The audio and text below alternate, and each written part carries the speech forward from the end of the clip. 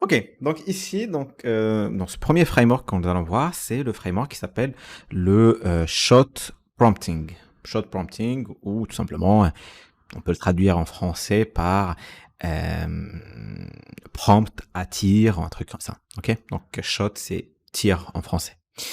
Donc c'est le finalement le plus simple de tous les frameworks que nous allons aborder aujourd'hui, mais je voulais quand même l'inclure, pour votre référence. Le shot prompting a 3 variations qui donnent 3 résultats différents que nous allons évidemment, obtenir de ChatGPT. Le premier ou la première variation est appelée, 0 shot ou tout simplement consigne à 0 tir.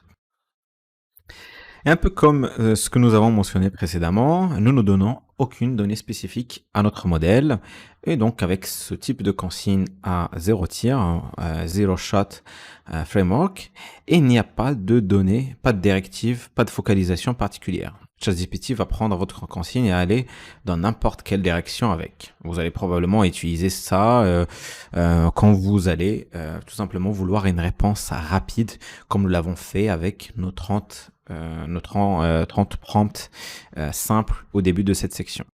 C'est simplement lorsque vous voulez une réponse rapide et que vous ne voulez pas forcément prendre du temps pour de donner des directives précises.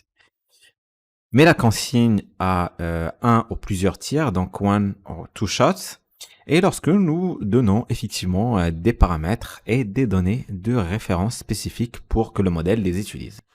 Même si celui-ci est un peu basique, il n'y a pas de cadre incroyable avec celui-ci, c'est bien de connaître le terme réel lorsque vous ne donnez aucune entrée spécifique à ChatGPT. Donc, si je disais, écris un script YouTube pour une chaîne de critique technologique. Donc, cela s'appellerait une consigne à 0 tir, donc zero shot prompt, lorsque je ne lui donne aucune directive, juste pour que vous connaissiez la terminologie.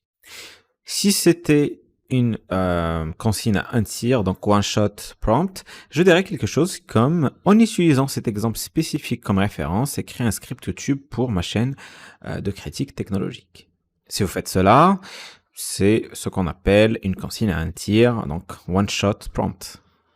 Maintenant, à mesure que vous vous orientez vers la complexité, que vous vous éloignez d'une simple question pour passer à une véritable prompt engineering ou une véritable ingénierie de consigne, avec quelque chose comme la consigne à quelques tirs, vous diriez quelque chose comme, en utilisant ces exemples 1, 2 et 3 comme référence, écris un script YouTube de 5 minutes sur les dernières spécifications de l'appareil photo de l'iPhone pour ma chaîne de critique technologique et commence par une accroche de 10 secondes et mentionne une photo pour chaque point principal.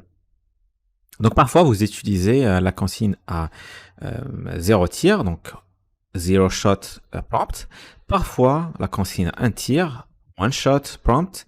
Et d'autres fois, lorsque vous avez besoin d'un résultat très détaillé pour un cas d'utilisation spécifique, vous utiliserez la consigne à quelques tirs, donc 3, 4, 5 shots prompt.